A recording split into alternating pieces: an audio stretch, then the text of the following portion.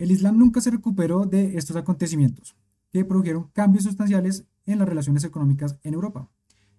Numerosos europeos trataron de conocer sobre el terreno la ruta de la seda para, en tierra, sortear los problemas que conllevaba la existencia de musulmanes entre China y Europa.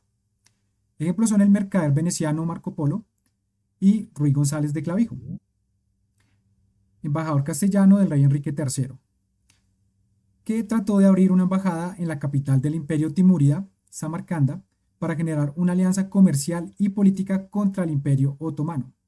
Su viaje fue transcrito en 1406 por el propio Ruy González en una obra cumbre de la literatura de viajes en español, Embajada a Tamorlano, editada por primera vez en 1582, para recuperar la ruta tal y como era antaño.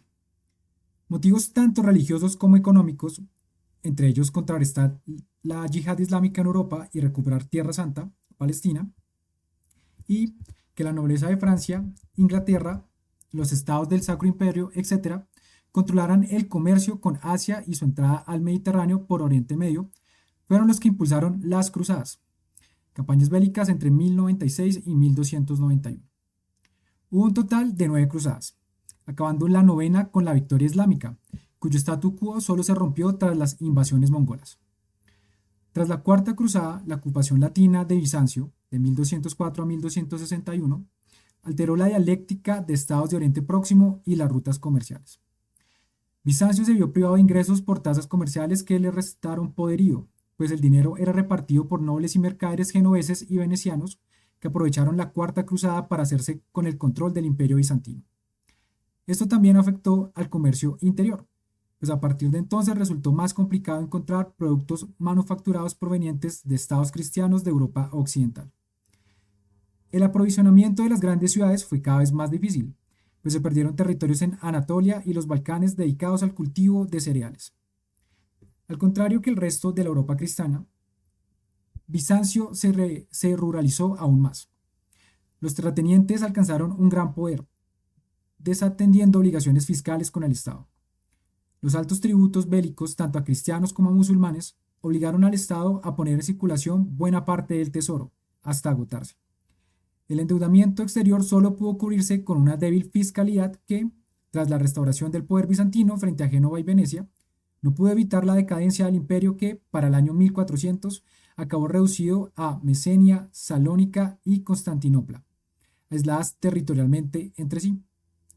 Con la conquista otomana de 1453 cae el Imperio Romano de Oriente. Finaliza para algunos la Edad Media y la Constantinopla milenaria pasa a ser Dar al-Islam y llamarse Estambul. Tras las cruzadas, la Europa cristiana se reorganiza social, política y culturalmente. La reconquista de los reinos cristianos frente a los musulmanes en la península ibérica, del 722 al 1492, va acabando con los últimos restos del Islam en Europa occidental y da lugar al inicio de los descubrimientos de la navegación del Reino de Portugal, que abre rutas marítimas nuevas, recorriendo las costas de toda África, el sur de Asia hasta China, estableciendo centros de tránsito y pequeñas colonias, desde Madeira en el Atlántico, en 1418, hasta Macao en China, en 1556. También, a finales del siglo XV, surge España como nación histórica y como monarquía autoritaria, del 1474 al 1516. El auge de estos dos estados tras la victoria sobre el Islam tendría repercusiones históricas, políticas y económicas trascendentales, que veremos en el capítulo siguiente. Comercio en Hamburgo en época de la Liga Hanseática.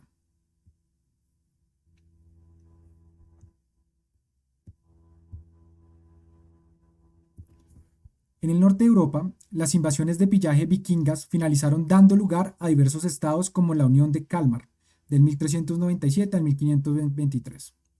Antes, los varegos, vikingos que ocuparon Europa del Este, formaron el Kanato de Rus en el siglo VIII, del que surgiría la Rus de Kiev, del 882 al 1240, del que surgen varios estados eslavos, unificados por el Principado de Moscú en 1263. Existente hasta 1548. En Europa Central, en varias ciudades-estado del Sacro Imperio Romano Germánico, de la antigua Orden Teutónica, de la Unión de Kalmar y del Reino de Polonia, se forma la Liga Hanseática en 1358, una federación comercial y defensiva con capital en Lubeca, que estableció una red portuaria por todo el mar Báltico y del norte, así como en varios ríos del interior centroeuropeo como el Rin. La clase dominante de la liga era la burguesía comercial. Los puertos implicados iban desde Novgorod, en la actual Rusia, hasta Londres y Brujas. Duró hasta 1630. Se trata de una de las primeras formas de mercado interestatal capitalista de la historia.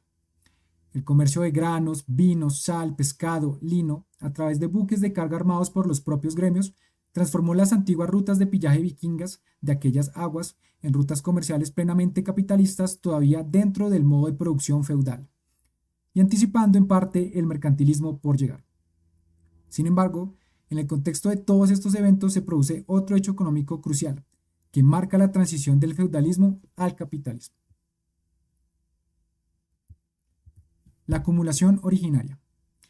Aunque la teoría de la acumulación originaria ha recibido críticas de economistas austriacos como Ludwig von Mises, Joseph Schumpeter o Friedrich August von Hayek, del historiador suizo Jean-François Berger o del sociólogo estadounidense Immanuel Wallerstein, lo cierto es que esta teoría de Karl Marx sigue estando de actualidad, generando debate y explicando de una manera bastante satisfactoria el proceso de acumulación de excedente productivo que, combinando elementos tanto económicos como políticos, permitió la transición del feudalismo al capitalismo desde el seno mismo de las relaciones de producción de la Baja Edad Media. El motivo de la polémica es sencillo. Mientras los austriacos y otros reprochan a Marx incluir elementos extraeconómicos, políticos, en la explicación, que ponen en tela de juicio el equilibrio general del mercado a la hora de asignar recursos, Marx y otros que aceptan su teoría insisten en que las categorías propias de la economía política, formaciones históricas socioeconómicas, modos de producción, medios de producción, relaciones de producción, valor, precio, dinero, moneda, capital, trabajo asalariado, comercio, mercado, etc., tienen un carácter histórico, no eterno ni natural, que tuvieron un principio, una evolución y un final, como cualquier categoría histórica. Y que la producción de dichas categorías y su entretejimiento en el campo económico se realizaron también a través de categorías extraeconómicas, principalmente políticas, pues economía y política son cogenéricas. La combinación entre derecho natural, teoría del equilibrio general y homo economicus en el neoliberalismo y en la escuela austriaca, al entender que el campo económico funciona armónicamente a través de acciones óptimas de preferidores naturales en un entorno natural, cuya armonía preestablecida se rompe por la acción estatal, de manera violenta y artificial, no puede comprender que el proceso de acumulación originaria se defina como desequilibrado, artificioso y violento, que es precisamente lo que afirma Marx. Así lo teorizó en el capítulo 24 de la sección séptima del tomo primero del Capital. La acumulación originaria, según Marx y siguiendo a Adam Smith, es precapitalista, previa a la existencia de este modo de producción, y comienza en la Baja Edad Media. Es su punto de partida y no su consecuencia, como afirmarían Mises y Hayek. Desde un punto de vista antropológico e histórico, la acumulación originaria desempeña en la economía política lo que el pecado original desempeñó en la teología cristiana. Si este fue la disociación del hombre del paraíso, aquella fue la disociación entre el productor precapitalista y sus medios de producción. O lo que es lo mismo, la estructura de la sociedad capitalista brotó de la estructura de la sociedad feudal, la cual, al disolverse, permitió que salieran a la superficie los elementos necesarios para la conformación del modo de producción capitalista dominante. En donde surgen las primeras relaciones de producción capitalistas hace tiempo que se había abolido la servidumbre y la existencia de ciudades soberanas, vasallas de la monarquía pero relativamente libres en materia económica y fiscal. Hace tiempo que palideció. Es el caso de las ciudades-estado del norte de la actual Italia. Allí fue donde antes declinó la servidumbre. Los siervos se emanciparon antes de haber perdido ningún derecho, por prescripción, sobre el suelo que trabajaban. De esta manera, el siervo de la gleba se convierte en hombre libre, pero privado de medios de vida, teniendo que hallarlos en los burgos más importantes, donde la clase burguesa ya está asentada desde hace tiempo.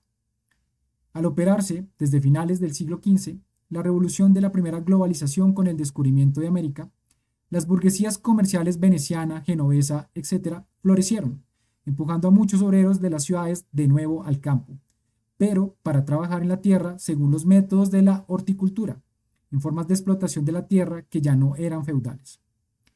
Antes, aquellos campesinos liberados en las ciudades trabajaban para los burgueses a cambio de un salario más o menos periódico, sin sujetarse legalmente a la protección de estos.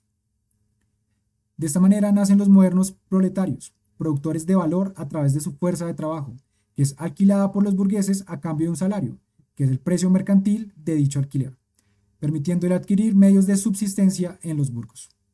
Mientras el proletario produce capital con sus manos, este pertenece al burgués. Este tipo de relación social irá madurando durante varios siglos hasta la primera revolución industrial y el auge del capitalismo.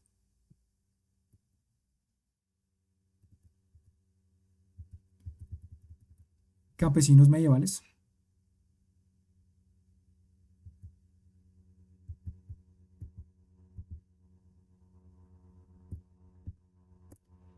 La teoría de la acumulación originaria explica el proceso de expropiación de la tierra de la población rural, que dio como consecuencia el nacimiento del excedente de producción capitalista a gran escala.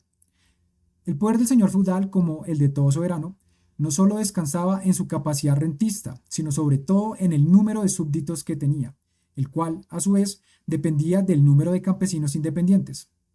En el Japón medieval, que comprende el periodo Asuka del 552 al 621, el periodo Hakuho del 621 al 702, el periodo Nara del 710 al 792, el periodo Heian del 794 al 1185, en el que surge la clase de los samurái, el shogunato Kamakura de 1193 a 1333, tras el que vino la breve restauración Kenmu de 8 años, y luego el shogunato Ashikaga de 1336 a 1573.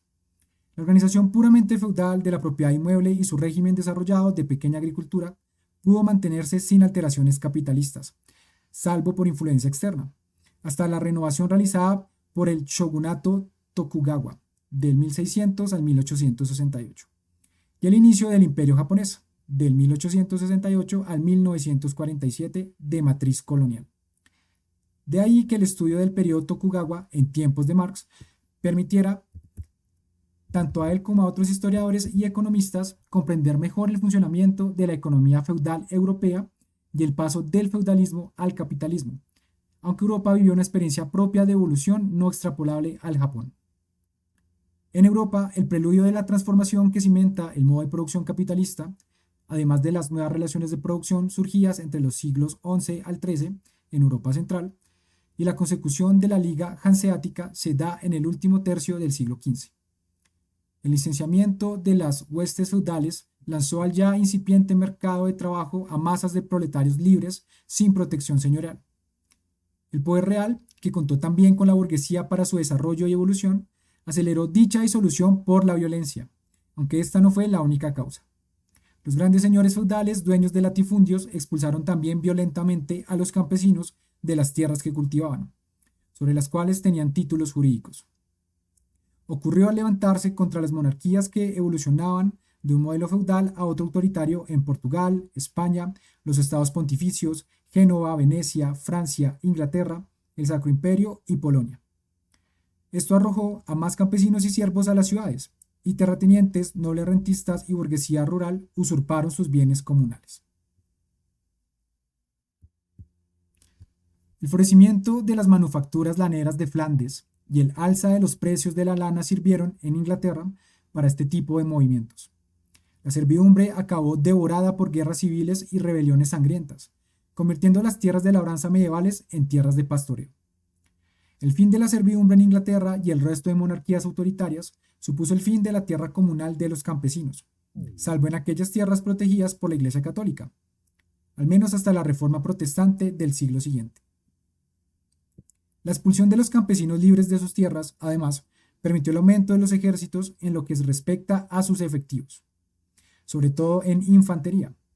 Junto a los mercenarios, los nuevos ejércitos postfeudales se llenaron de antiguos campesinos expulsados de sus tierras.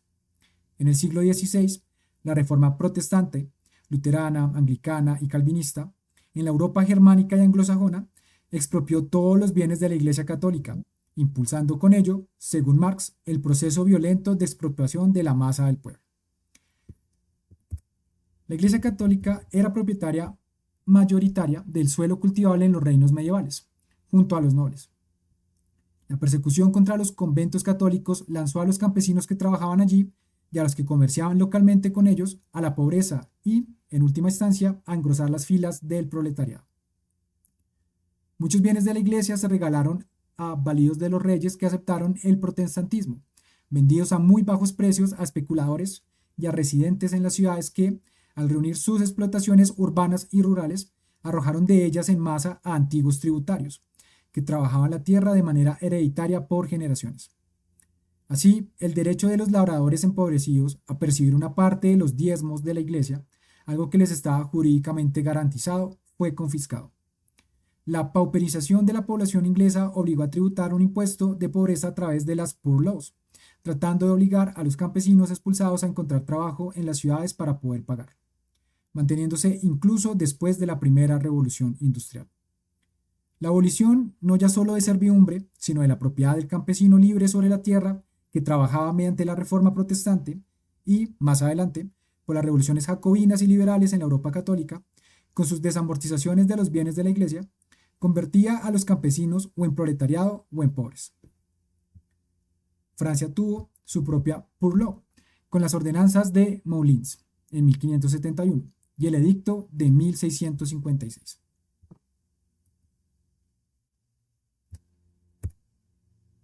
Obreros en la Edad Media, antes campesinos.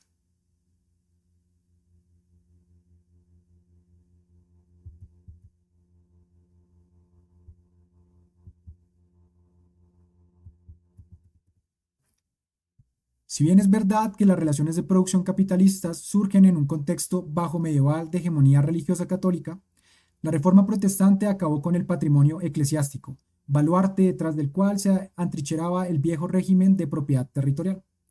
Al derrumbarse dicho patrimonio, el régimen feudal de propiedad privada no duró demasiado.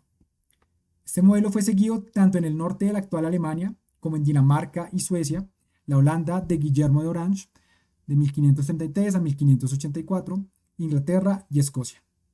El derecho natural católico a la propiedad fue sustituido por el derecho natural burgués a la misma. Los terrenos comunales de pastos fueron convertidos en cotos privados de caza, y a partir del siglo XV se redactaron en todas las monarquías autoritarias protestantes de Europa Occidental leyes que reducían el salario de los campesinos expropiados, ahora proletarios o vagabundos. Un ejemplo, en 1530, Enrique VIII, del 1491 al 1547, promueve en Inglaterra leyes por las cuales para mendigar había que tener una licencia. Si se carecía de ella, los vagabundos más jóvenes y fuertes eran recluidos y torturados en prisión.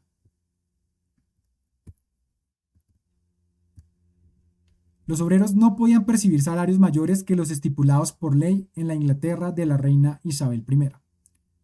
Además, la expulsión violenta de los campesinos de sus tierras permitió generar capital acumulado por terratenientes, naciendo así el arrendatario capitalista. Este se enriquece a costa del campesino pobre. El comercio de metales preciosos de los siglos XV a XVI, junto con el desarrollo de la horticultura, permitió a los arrendatarios acumular mucha riqueza, despreció los salarios y alzó los precios de trigo, lana y carne, contrayendo la renta de la tierra, por la cual el arrendatario empezó a pagar muy poco.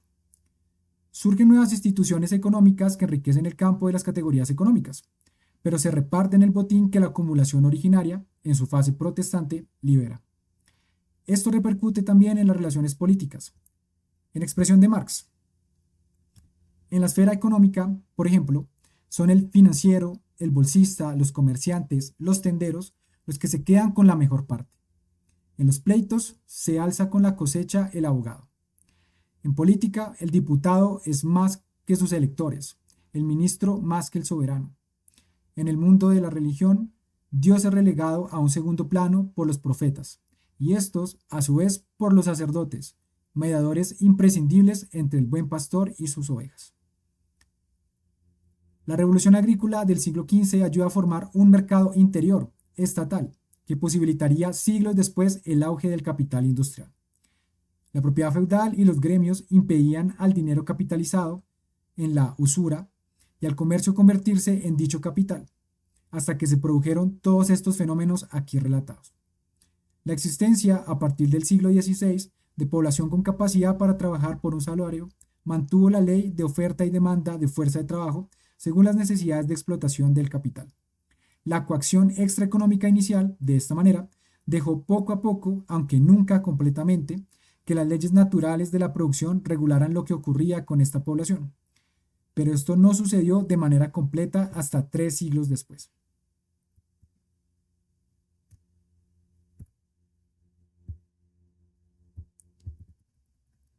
Capítulo 6. Mercantilismo, transición entre feudalismo y capitalismo.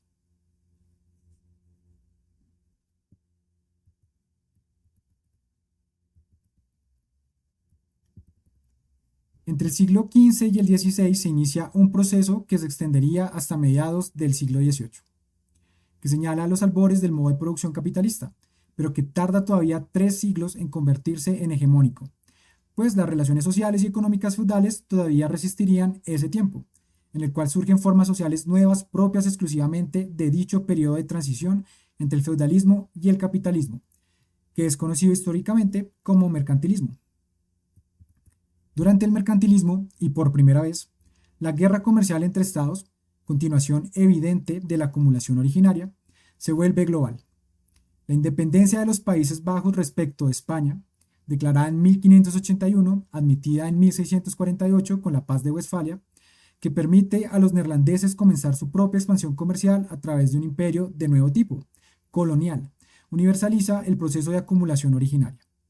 Con la Paz de Westfalia, acontecimiento de importancia histórica trascendental, la integridad territorial de los estados monárquicos es admitida por todos los firmantes como algo fundamental para la paz y la diplomacia entre todos ellos. España, Inglaterra, Sacro Imperio, Suecia, Francia, Países Bajos, Dinamarca, Suiza. Si bien luego la dialéctica de clases y estados posterior no permitió cumplir este precepto en numerosas ocasiones, como muestra la unificación alemana posterior, que Suecia y Francia trataron de impedir. Se pone fin a la guerra de los 80 años que enfrentó a España contra las Provincias Unidas, precursoras de los Países Bajos, Francia e Inglaterra, y a la guerra de los 30 años, de 1618 a 1648, que en principio era por motivos religiosos, potencias católicas contra protestantes, pero que acabó derivando a cuestiones políticas y económicas.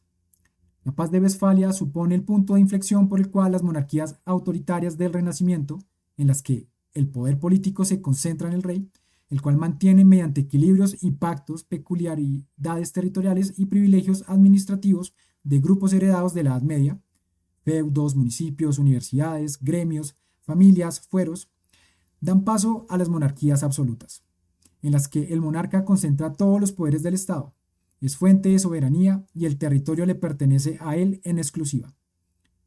La concentración de poder que supuso esta transición de la monarquía feudal a la absoluta, pasando por la monarquía autoritaria, permitió centralizar competencias económicas, dirigir el comercio interno y externo con vistas, en el primer caso, a la generación de un mercado interior bien comunicado y recurrente, y un mercado exterior en constante movimiento hacia la conquista de nuevas tierras y poblaciones con las que comerciar o a las que dominar. De esta manera, se combina la expansión comercial universal con un fuerte proteccionismo económico y altas dosis de intervencionismo, sin los cuales hubiese sido inviable competir con otros estados a la hora de realizar dicha expansión económica.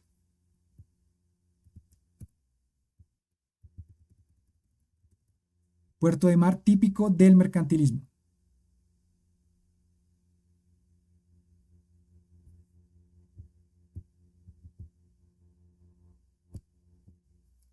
Aunque en el capitalismo la combinación de expansión comercial, colonialismo y proteccionismo se ha seguido dando, en el mercantilismo clásico todavía se entremezclan estas características con relaciones económicas y políticas propias de la etapa feudal.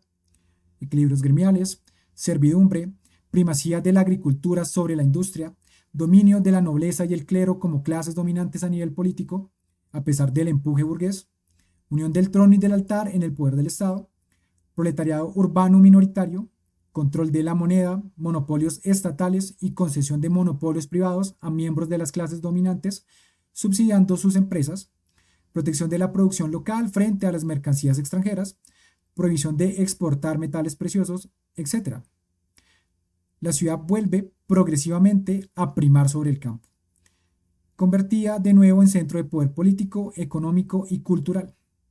Se producen toda serie de avances tecnológicos y científicos fundamentales, auspiciados en buena medida por los descubrimientos geográficos. Surge la economía política como disciplina del conocimiento en el siglo XVII, con antecedentes en la Escuela de Salamanca del siglo XVI. El mercantilismo, políticamente hablando, supone el periodo de transición que va del Estado feudal a la nación política, el Estado-nación.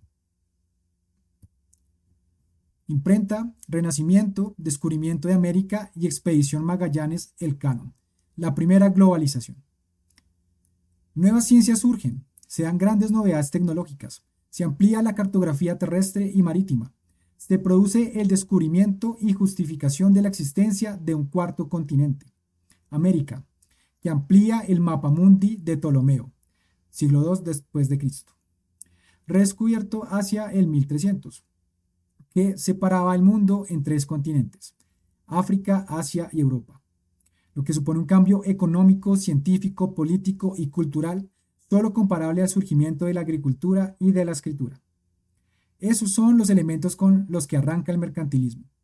Estos periodos de un modo de producción a otro, Mesolítico, Edad de los Metales, Antigüedad tardía, mercantilismo, varían en el tiempo más o menos dependiendo del grado de desarrollo técnico, tecnológico y científico logrado y de la dialéctica de clases y estados que se produzca en ese momento. Si bien los desarrollos tecnocientíficos y los eventos económico-políticos que los acompañan permiten entender cada época histórica, sea de transición o no, la diferencia entre las etapas de transición y las que no lo son, que solo pueden reconstruirse historiográficamente a posteriori, reside en que en estas, esos desarrollos y eventos se conjugan de tal manera que producen cambios de modos de producción, cosa que no ocurre en otras circunstancias.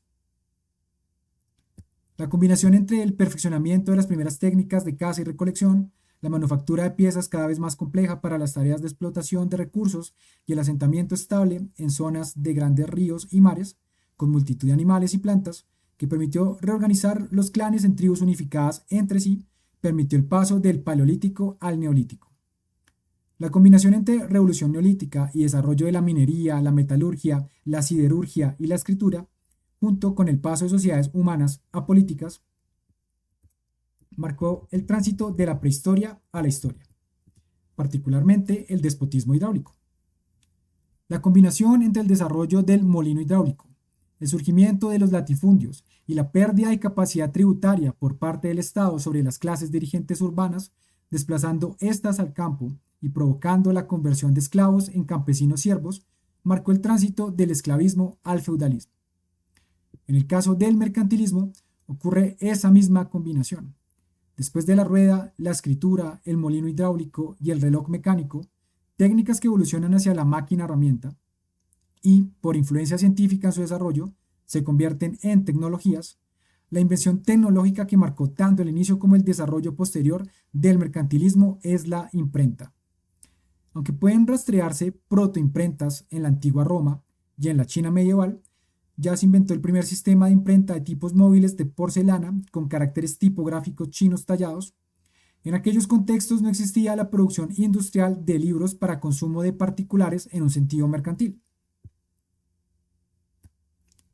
Todavía a mediados del siglo XV, la difusión de textos se hacía en manuscritos por monjes y frailes artesanos amanuenses. Estas obras se hacían por encargo de la nobleza y el clero, también por monarcas.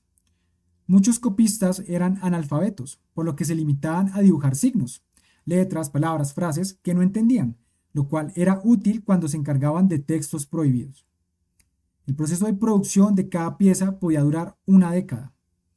Antes, en la Alta Edad Media, se producían hojas publicitarias políticas, etiquetas o folletos mediante xilografía, textos y dibujos trabajados en tablillas de madera acopladas a mesas también de madera, impregnadas en tinta azul, roja o negra, aplicadas a un papel mediante rodillo. El desgaste del material era enorme, por lo que no podía utilizarse para trabajar en la producción de libros. El inventor de la imprenta, Johannes Gutenberg, natural de Maguncia, en el Sacro Imperio, seguro de que podía reducir el tiempo y el coste de la producción de esos manuscritos, lo aplicó a la producción de Biblias, confeccionando varios modelos de moldes en madera de las letras del alfabeto latino. Los rellenó con plomo y los unió uno a uno sujetos por un soporte para generar las palabras. Amoldó una plancha de impresión que sujetó el soporte dejando un hueco para dibujos y mayúsculas que seguirían, durante un tiempo, siendo confeccionados artesanalmente. De esta manera, el taller de Gutenberg produjo misales y Biblias en meses cuando antes se tardaban hasta 10 años, y lo hizo en muchísima mayor cantidad y con una relación coste-precio-tiempo más rentable. Entre 1449 y 1501, la industria tipográfica todavía no especializada que Gutenberg inició se expandió por un total de 1.200 imprentas en 260 ciudades europeas, produciendo hasta 35.000 títulos, que posteriormente fueron conocidos como incunables.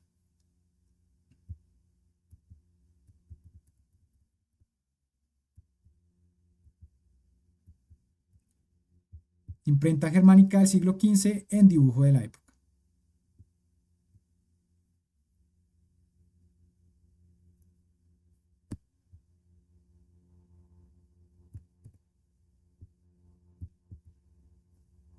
El primer libro impreso en España se produjo en Segovia en 1472. La primera imprenta en América se abrió en México, Virreinato de Nueva España, en 1534. Los primeros incunables americanos, entre ese año y 1619, tratan sobre gramática y vocabulario de lenguas indígenas, así como de doctrina católica. Por primera vez en la historia, la información escrita se producía a escala mercantil, industrial, aunque cada impresor era dueño y manipulador de su propia maquinaria, materiales, papel, encuadernación, al tiempo que era editor y artesano. Fue en el transcurso del mercantilismo cuando la división del trabajo editorial y de impresión especializa las tareas, alcanzando un modelo de producción editorial típicamente capitalista. Cada modo de producción tiene su particular forma de producir, compartir y conservar la información. Y la impresión y producción de textos escritos en formato libro es la forma típica del capitalismo, ya realizada en los albores del mismo durante el mercantilismo. La imprenta fue vehículo excepcional de información, haciendo posible que todo aquel que dispusiera de dinero para ello pudiera comprar un libro, por el que conocería cosas antes solo asequibles a nobles, alto clero y gran burgueses. La imprenta fue fundamental para el impulso comercial y la expansión de las ideas del humanismo renacentista. Artistas, científicos y filósofos eran financiados en sus trabajos por los nobles, por el Estado y por el clero desde la antigüedad. En los siglos XV y XVI, la gran burguesía, presente en todas las ramas de las relaciones de producción, distribución, intercambio, cambio de moneda entre estados y consumo, empieza también a financiar a estos profesionales. Con las imprentas, las ideas de estos humanistas, que se aproximaban desde una perspectiva cristiana católica a la filosofía, las artes y las ciencias grecorromanas, se expanden y ganan una enorme influencia. Los humanistas renacentistas entienden que el libre albedrío que Dios ha concedido al hombre le permite desarrollar una inteligencia al servicio de la fe en el Creador, pero de manera soberana sobre la naturaleza, el hombre como centro y medida de todas las cosas. Esta idea básica se propaga por todas partes ya en el siglo XV, impulsada desde Génova, Florencia y Venecia, grandes potencias económicas. Y con esta expansión se invierte la relación teológica cristiana teocéntrica por otra antropocéntrica, que, no obstante, no niega a Dios, sino que lo reafirma a través de la acción del hombre sobre la realidad. Estas afirmaciones, en un mundo que vive una explosión comercial, política, científica y tecnológica abrumadora, junto a guerras de religión debido a la Reforma Protestante de 1524 a 1697 y su correspondiente contrarreforma católica en el Concilio de Trento de 1545 a 1563, penetraron en corrientes que, con el tiempo, fermentarán en la construcción política y económica del liberalismo, ideología que finiquita el periodo mercantilista y asienta las bases ideológicas que sostienen el capitalismo como modo de producción. En definitiva, estos 5 fenómenos anteceden al liberalismo y permiten su construcción doctrinal. 1. Los antecedentes humanistas renacentistas. 2. De la Escuela de Salamanca en España y el arbitrismo, precedente español de las escuelas económicas mercantilistas e influyente sobre todas ellas entre 1500 y 1750. 3. El protestantismo y sus 5 solas. Sola escritura, solo la palabra de Dios mismo en la Biblia, salva y es fuente de autoridad única. Sola fide, solo la fe salva sin necesidad de buenas obras. Sola gratia, la gracia divina salva sin necesidad de hacer méritos por ello. Solus Christus, Jesucristo es el único mediador entre Dios y el hombre, sin necesidad de la Iglesia Católica, y salva a través de la introspección infinita en uno mismo, a través de la fe y de la lectura de la Biblia. Y Soli Deo Gloria, solo Dios debe ser adorado, ni santos ni la Virgen María. 4. La escuela fisiócrata francesa defensora del libre mercado. 5. La ilustración iniciada durante la Revolución Gloriosa de Inglaterra en 1688 y desarrollada sobre todo en la Francia del siglo XVIII y durante procesos políticos y económicos muy diversos, entre los cuales se produce la secularización de ideas religiosas originada tras el desgaste de las guerras entre católicos y protestantes, todo tras la paz de Westfalia. Fueron los inicios de la expansión comercial de estas ideas lo que inspiró proyectos como los que llevó a cabo el marino genovés Cristóbal Colón. El propósito del primer viaje de Colón, de 1492 a 1493, fue el de abrir nuevas rutas comerciales marítimas entre Asia, China, India y España, taponada la ruta de la seda por la hegemonía en Europa Oriental del Imperio Otomano. Con el viaje se pretendía coger a los turcos por la espalda en Extremo Oriente y, cuando fuese posible, avanzar militarmente hacia Estambul, de este a oeste. Los cálculos del diámetro y circunferencia de la Tierra que Colón manejaba eran los de Madariano de Tiro, geógrafo fenicio que calculó la circunferencia terrestre en 30.000 kilómetros, cuando en realidad son 40.000 kilómetros.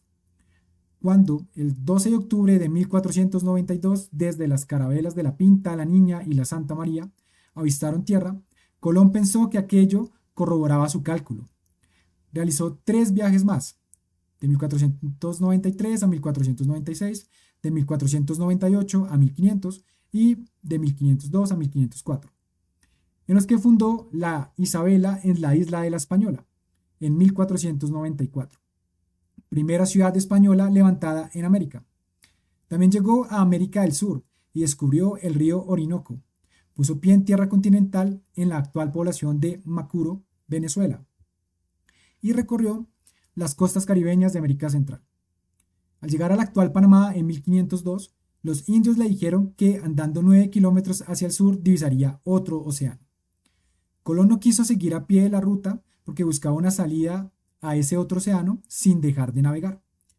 No fue hasta 11 años después, en 1513, cuando Vasco Núñez de Balboa, hidalgo español, cruzó a pie el Istmo de Panamá y descubrió el océano, al que llamó Mar del Sur, tomando posesión del mismo para los reyes de España.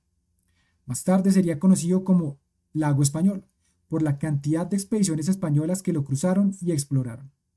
Hoy día es conocido como Océano Pacífico.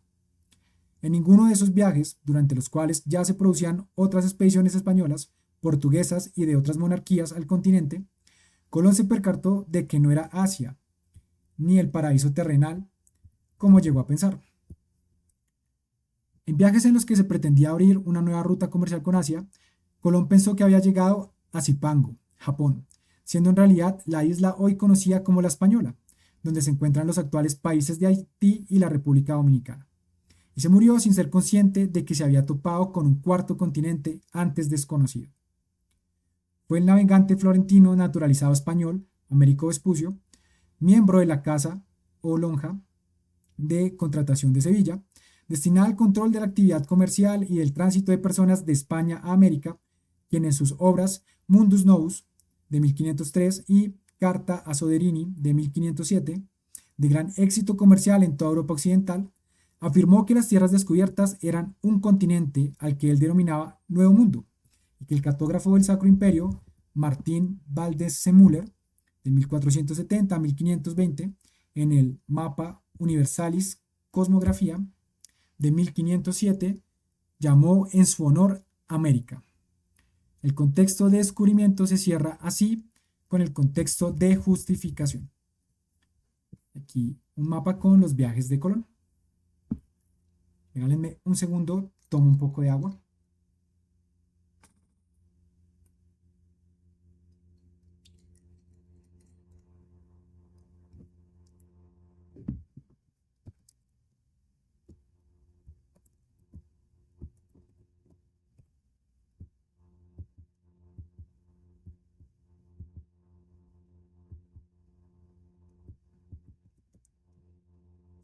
Aunque la explotación de los recursos del Nuevo Mundo por parte de España y Portugal empezó ya a hacerse efectiva tras la firma del Tratado de Tordesillas en 1494, que dividía la influencia de ambas potencias en la esfera por una línea que dividía el Océano Atlántico en dos, la ruta hacia las especias por vía marítima china seguía todavía vedada por la existencia de América.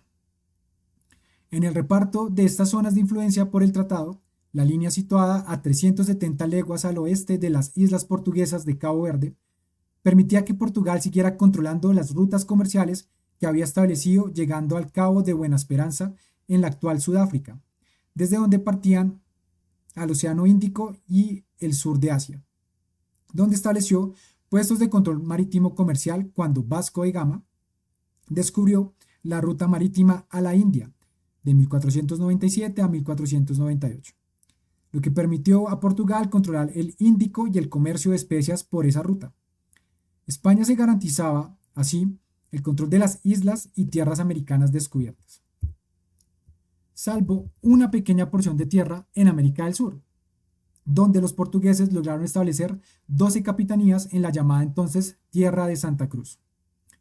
Estas capitanías fueron arrendadas en 1503 a la Banca Fugger de Augsburgo y devueltas a Portugal en 1511.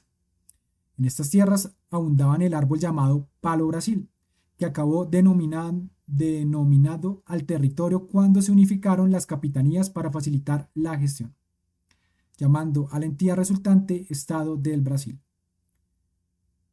España, conociendo la existencia del Mar del Sur, el Pacífico, no renunciaba a la ruta marítima a Asia, pero no quería incumplir el tratado con la esperanza de una futura unificación con Portugal, que se produjo entre 1580 y 1640.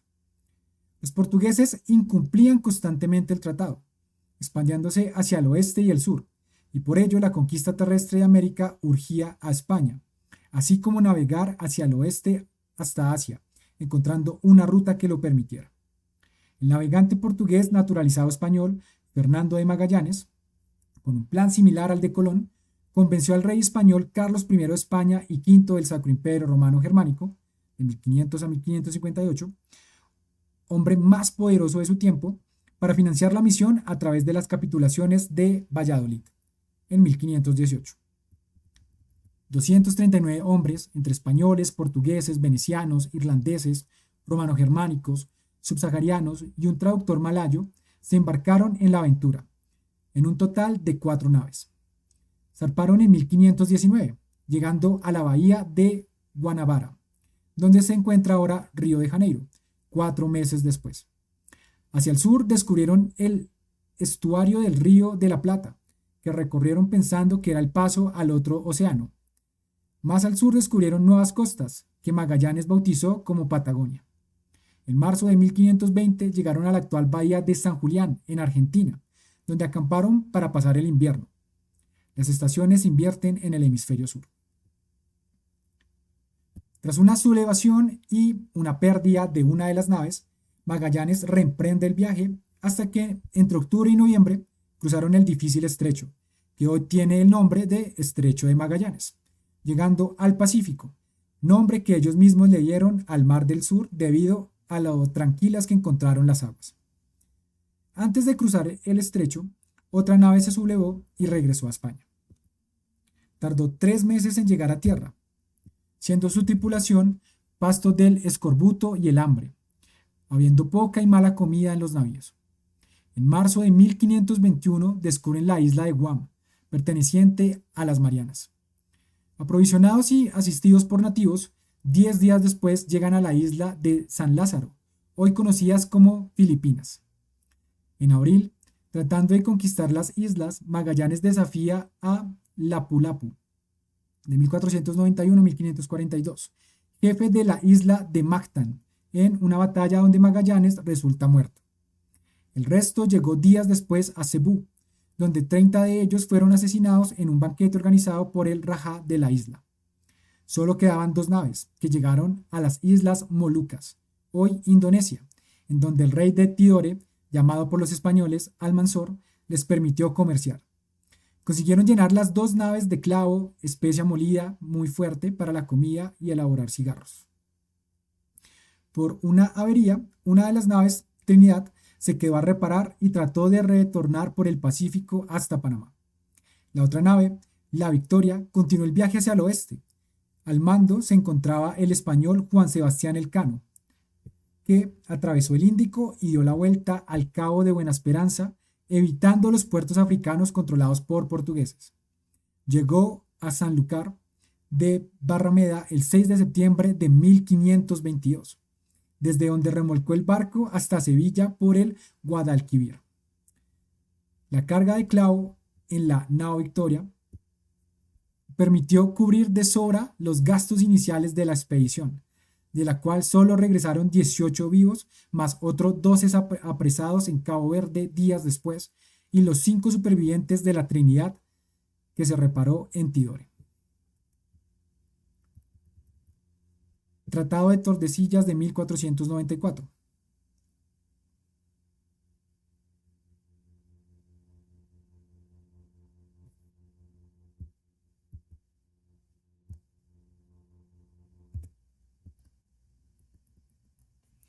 Esta expedición completó la primera vuelta al mundo, demostrando en la práctica la esfericidad del planeta Tierra. El comercio de las especias con Asia vía marítima, sin recorrer la ruta ni circunnavegar el Índico, era posible. En diversas expediciones posteriores, bien desde la España ibérica, bien desde las tierras españolas de América, se emprendieron nuevos viajes que descubrieron muchos otros territorios: Nueva Guinea, Australia, Hawái, las Islas Carolinas, Palaos, Polinesia, etc. Los descubrimientos españoles y portugueses, que siguieron otras potencias después, Inglaterra, Francia, Holanda, Rusia conquistando Siberia, ampliaron la tierra conocida y los mares recorridos. El comercio se volvió entonces global. Las mercancías alcanzaron difusión universal, incluidos los libros impresos que contenían toda la información científica de la época. Expedición de Magallanes Elcano, primera vuelta al mundo.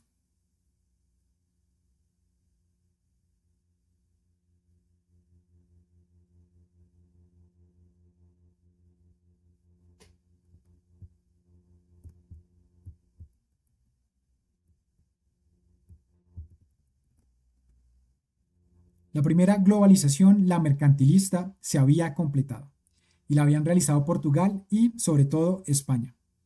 Estos descubrimientos cambiaron para siempre y de manera irreversible la concepción del mundo que se tenía. A ello se unió la publicación, años después, De Revolutionibus Orbium Coelestium, de 1543, obra póstuma del astrónomo polaco Nicolás Copérnico, de 1473 a 1543, cuya repercusión fue progresiva, primero negativa y luego positiva en el siglo XVII. Copérnico afirmaba que la Tierra no era el centro del universo, sino que lo era el Sol, y que aquella giraba alrededor de este, algo ya propuesto por Aristarco de Samos. Solo fue aceptada positivamente en la Universidad de Salamanca, centro intelectual del nuevo gran imperio del mundo, que, habiéndose hecho grande sobre un mundo mayor del que se pensaba, se ponía a la vanguardia de una revolución científica que, con sus descubrimientos y conquistas, lidera, iniciando lo que posteriormente se ha conocido como modernidad.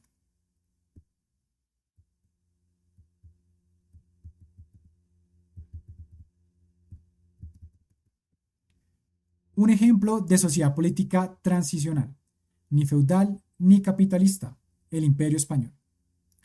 Como corresponde al periodo de tiempo histórico que le tocó existir, según los historiadores que asocian la existencia del Imperio Español con su presencia en América, de 1492 a 1898, la mayoría de este tiempo, hasta la independencia de los territorios continentales a comienzos del siglo XIX, corresponde con un modelo económico cuya estructura no encaja ni en un modelo propiamente feudal, aunque tuviera relaciones propias de aquel modo de producción, ni tampoco en un modelo propiamente capitalista, aunque tuviera también relaciones propias de aquel. Durante todo el mercantilismo, el mayor ejemplo de modelo económico de transición entre un modo de producción y otro fue la monarquía católica universal, monarquía hispánica o imperio español. Aunque pueden estudiarse otros modelos que, en algunos casos, tendían más hacia un modelo feudal, sobre todo en el siglo XVI, o hacia un modelo más capitalista, Venecia, Génova. Esta estructura económica transicional hizo que solo al final de su periodo imperial adoptara un modelo capitalista colonial de imperio entre el último cuarto del siglo XVIII, la totalidad del siglo XIX y en el siglo XX hasta la pérdida de las posesiones africanas, Protectorado Español de Marruecos, Guinea Española, Ifni y el Sahara Español. Bien es verdad que nunca de una manera tan característica como lo hicieron Holanda, Inglaterra, Francia o Bélgica, pero sí abandonando por completo el régimen polisinodial propio del antiguo régimen hispánico de la monarquía de los Austrias, de 1516 a 1700, y los consejos herederos de aquella administración, que tuvo el imperio en su época borbónica, de 1700 a 1808. El régimen polisinodial se basó en los órganos consultivos medievales de las coronas de Castilla, Navarra y Aragón. Había tres tipos de consejos polisinodiales: de competencias y asesoramiento, de gobierno territorial y hacienda, y las juntas, algunas temporales para asuntos concretos. La forma de consejo se amplió a todos los territorios del imperio, habiendo consejos de Castilla, Aragón, de Indias, América y Filipinas, de Flandes, Italia, Reino de Nápoles y las dos Sicilias, y Portugal. Así pues, la dinastía de los Austrias, Habsburgo, extendió estas estructuras feudales a escala intercontinental para administrar un patrimonio inmenso de recursos, territorios y hombres que ya no podía gestionarse a la manera típicamente feudal. En esa época se creó el Consejo de Estado, órgano consultivo cuya actividad ha continuado hasta hoy. También existía un Consejo de Inquisición, encargado de asuntos de apelación y de tribunales locales. Consejo de Cámara, encargado de organizar nombramientos, gracias y mercedes entre la nobleza. Un consejo de órdenes para organizar los mayorazgos, el reparto de la herencia, de las órdenes militares al servicio de la corona imperial. Y el Consejo de Hacienda, creado en 1523, que centralizó y unificó la contaduría estatal y los impuestos, velando por su recaudación y administración. Constaba de 3 consejeros funcionarios y 4 asistentes: el secretario, contador, escribano de finanzas y tesorero, que decidían sobre asuntos de la Real Audiencia en pleno o con su auspicio de sus 3 tribunales más importantes, el de millones, la Contaduría Mayor de Cuentas y el de Oidores. También ejecutaban gastos, proponían nuevas fuentes de financiación del Estado y lidiaban con el resto de consejos antedichos, formados por nobles en sus cúpulas, mientras los funcionarios de carrera no solían venir de esa clase social. El Consejo de Indias, como órgano independiente del Consejo de Castilla, se formó en 1524 y era el encargado de nombrar virreyes, gobernadores, oidores y jueces en tierras americanas. Realizaba la planificación administrativa, demográfica y comercial del Nuevo Mundo. Tutelaba el buen funcionamiento de la burocracia del poder indiano. Autorizaba el comercio de libros impresos desde España a América y viceversa. Aplicó la legislación castellana desde 1614. Dictaba sobre la legislación originada en América. Elaboraba las normas que luego eran dictadas en reales cédulas o reales provisiones para mediar en conflictos. Dividía los obispados. Revisaba las bulas papales que solo se cumplían si recibían el pase regio por parte del Consejo, así como de las disposiciones de la Iglesia Católica y sus sínodos en el Nuevo Continente. Era el más alto tribunal en América y dictaba sentencias sobre todo tipo de delitos, también comerciales como evasión tributaria, contrabando o no cumplimiento de las rutas comerciales por la flota de Indias, que monopolizaba las rutas mercantiles del imperio. Sus funcionarios se encontraban bajo revisión constante mediante el mecanismo de los juicios de residencia, procedimientos donde se escuchaban testimonios a favor o en contra de sus actuaciones, y que, si se demostraban delictivas, acababan en multas. Durante los juicios, los funcionarios no podían abandonar su lugar de trabajo y residencia hasta la sentencia final. También examinaba las cuentas los oficiales reales, y era el responsable del cobro de impuestos como el quinto del rey, pagado al descubrir un tesoro o capturar una presa, dando al Estado un 20% de lo descubierto o capturado. Asociada al Consejo, aunque establecida antes de su surgimiento en 1503, la Real Casa de Contratación de Indias era la encargada de regular la navegación comercial entre la España peninsular y la de ultramar. El mercantilismo hispánico quedó establecido a través de documentos que, validados por la Real Casa de Contratación, permitían el comercio, en forma de monopolio, sobre determinadas rutas comerciales y sobre determinados productos, llamados asientos, que les permitió recaudar desde su sede en Sevilla, luego trasladada a Cádiz, centenares de miles de kilos de plata y oro de América, África y Asia. El Consejo de Indias dividió las posesiones americanas en virreinatos. Estos fueron instituciones de la corona administradas por un virrey en representación de la corona imperial española.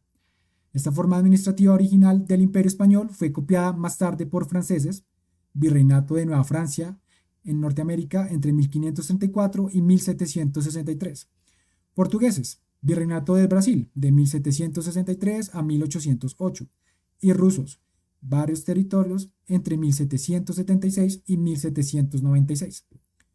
Por orden cronológico, el primero fue el Virreinato de las Indias y Tierra Firme de la Mar-Océano, de 1492 a 1535, iniciado con Colón y abolido con la creación del Virreinato de Nueva España, de 1535 a 1821, donde se encontraba la principal ciudad de todo el imperio, México, que abarcó territorios como los actuales estados mexicano, de Guatemala, Cuba, República Dominicana, Puerto Rico, Trinidad y Tobago, Guadalupe, Belice, Honduras, El Salvador, Nicaragua, Costa Rica, Filipinas, Carolinas y Marianas, así como el norte de Formosa, hoy Taiwán.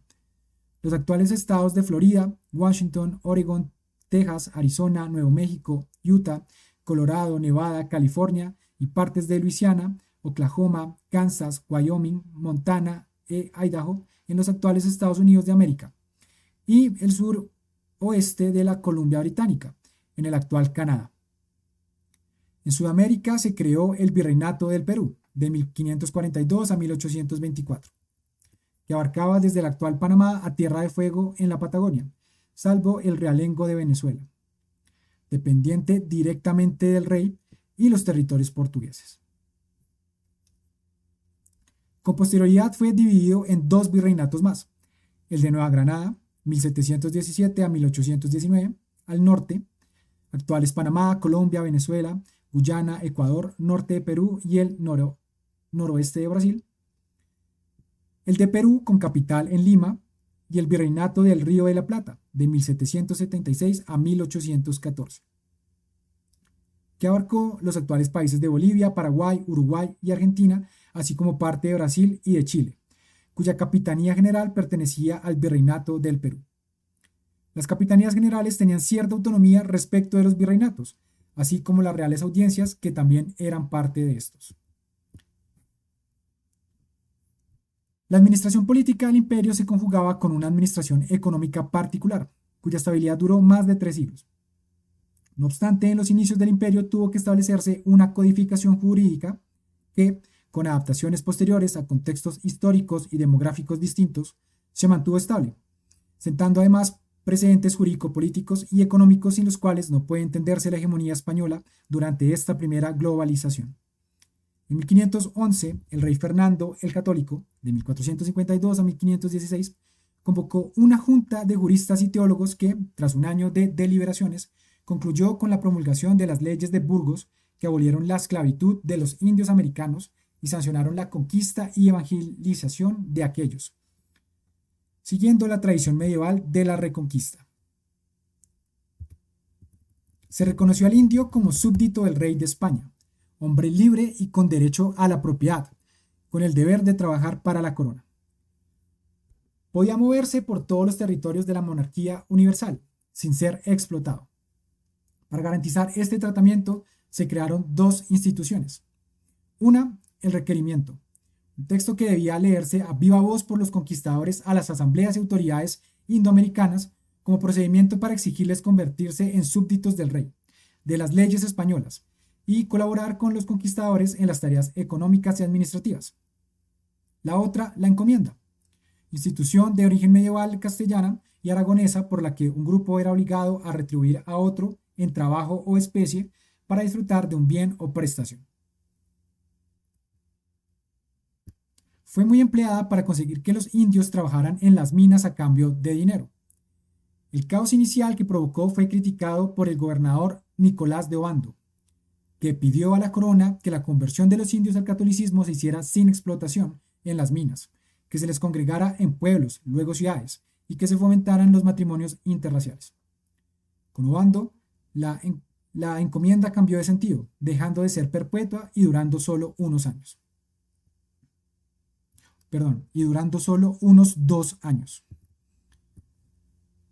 La encomienda, dirigida desde las ciudades españolas en América, permitió centralizar el trabajo en las ciudades y hacer depender el trabajo agrícola y ganadero del comercio y acrecentamiento urbanos, además de ayudar a la evangelización obligatoria de indios.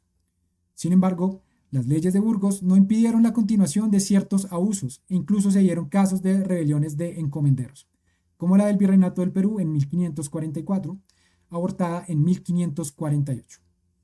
Esta revuelta se produjo después de la aprobación por Carlos I de las leyes nuevas, que revisaron el sistema de encomiendas y otorgaron más derechos a los súbditos indios del rey.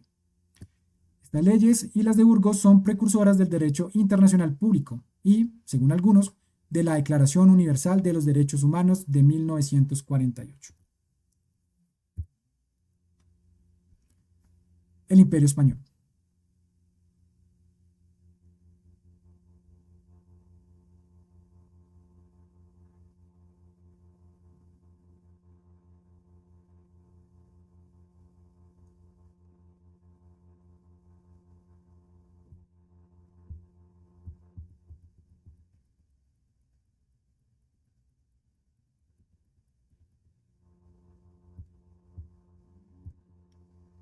Los territorios del imperio estaban unidos a España a través de la corona y diversos órganos gubernamentales compartidos.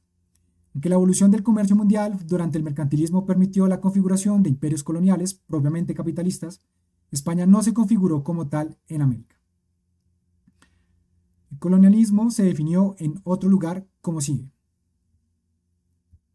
Entendemos por colonialismo a la forma política y económica de relación entre clases y estados, por la cual diversas sociedades humanas y políticas, cuyo desarrollo no ha seguido el modo de producción capitalista, acaban integradas en este, reproduciendo parcialmente en ellas las relaciones sociales de producción de la metrópoli, y siendo administradas mediante un gobierno indirecto que deja a las poblaciones conquistadas en una situación igual o peor a la que tenían anteriormente, pero sin posibilidad de regresar a modos de producción anteriores.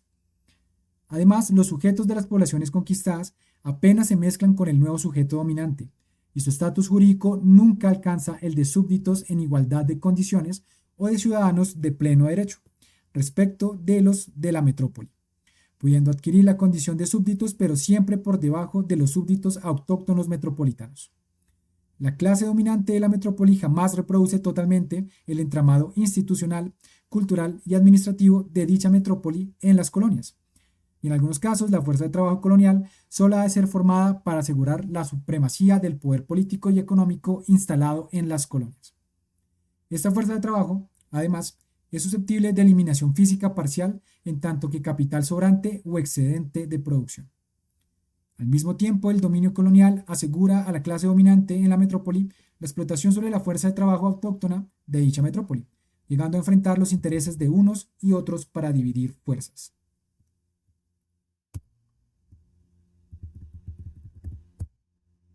Esta definición del colonialismo que coincide con la definición de imperialismo de Lenin de 1916 y la de imperio depredador de Gustavo Bueno de 1999, no puede aplicarse a España estrictamente en ningún caso de sus territorios históricos, salvo parcialmente cuando el modo de producción capitalista se asentó desde finales del siglo XVIII.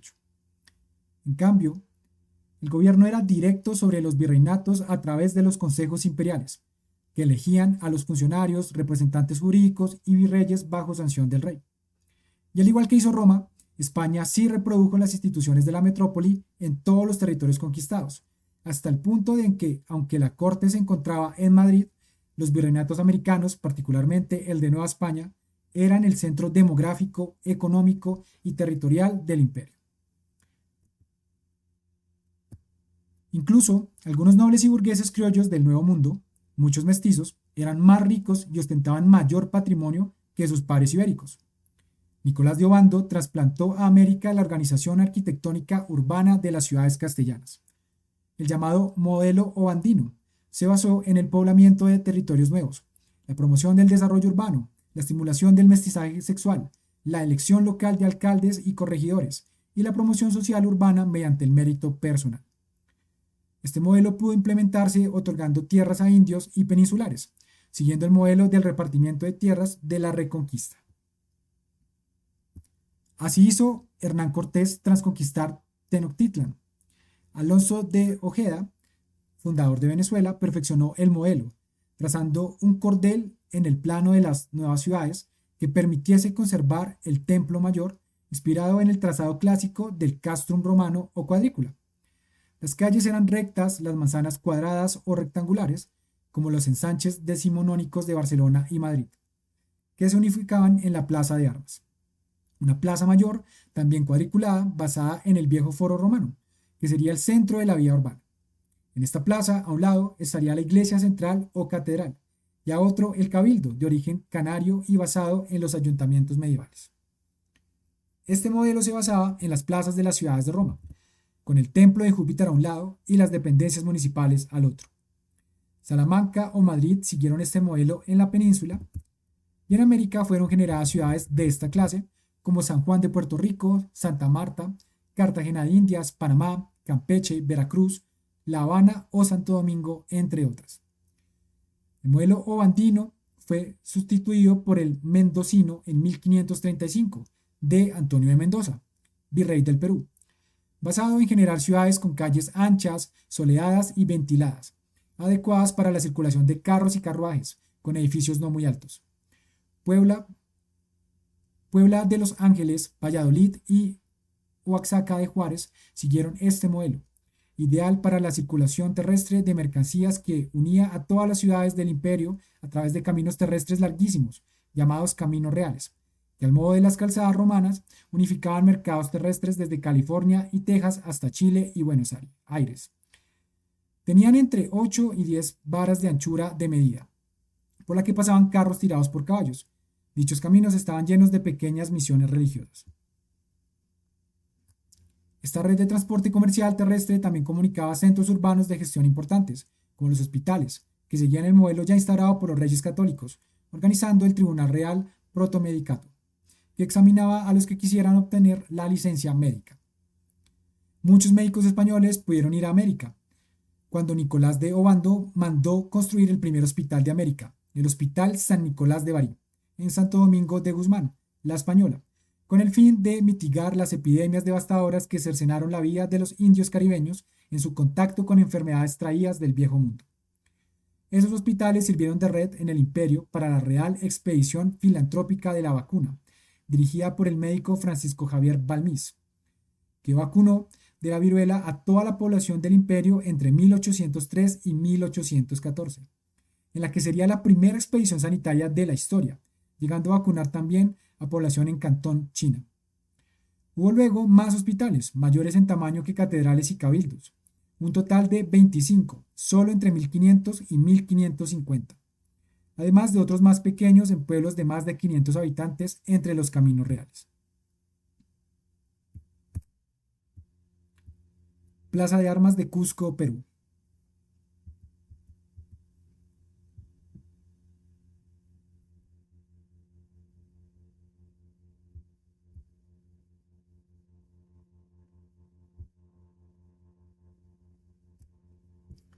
Además, para formar a la población al más alto nivel, se fundaron más de 20 universidades en América, de las que salieron 150.000 licenciados y doctores en toda su historia, hasta la independencia, cosa que jamás ocurrió en el Brasil portugués.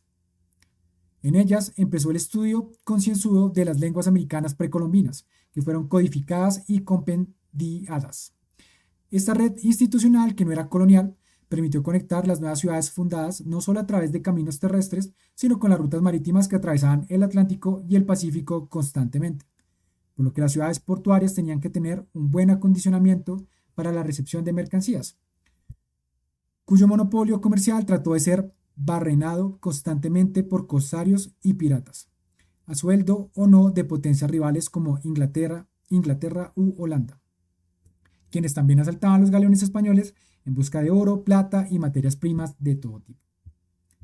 También conectó a todo el imperio español con potencias asiáticas como China y Japón, y las rutas de las especias marítimas. Así, diversas delegaciones de estos dos reinos orientales acabaron en territorios españoles y viceversa, incluidas misiones jesuíticas españolas a Japón, reprimidas en el siglo XVI. Incluso se toleró hasta 1759, hasta el periodo propiamente colonial, la existencia de reducciones de indios organizados por sacerdotes de la Compañía de Jesús, o jesuitas, fundada en 1534 por San Ignacio de Loyola, la mayor orden religiosa masculina de la Iglesia Católica, dedicados a la acción educativa, social y misionera. Las reducciones, catalogadas posteriormente como organizaciones comunales socialistas utópicas, eran organizadas por los sacerdotes que aprendían el idioma de los indios, algo que sirvió en el actual Paraguay para codificar el guaraní, idioma oficial en el país junto al español, permitiéndoles organizar reducciones que eran pueblos de más de 1.000 habitantes, económicamente autosuficientes, donde los indios aprendían música, pintura, escultura y arquitectura, tanto renacentista como barroca, pues estas reducciones fueron uno de los núcleos que permitieron la eclosión del barroco hispanoamericano en el siglo XVII. Pero incluso las reducciones guaraníes organizaron a más de 300.000 habitantes en conjunto. Las técnicas agrícolas de cultivo de maíz, batata, la patata dulce, algodón, mate, etc., se mezclaron con las técnicas importadas por los jesuitas.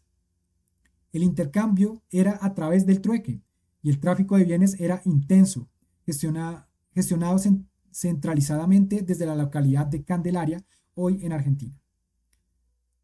Existía la propiedad privada familiar, Abambae, con una chacra de cultivo para el sustento anual, y la colectiva, Tupambae, tierra de Dios. Era para el cultivo de trigo, legumbres y algodón.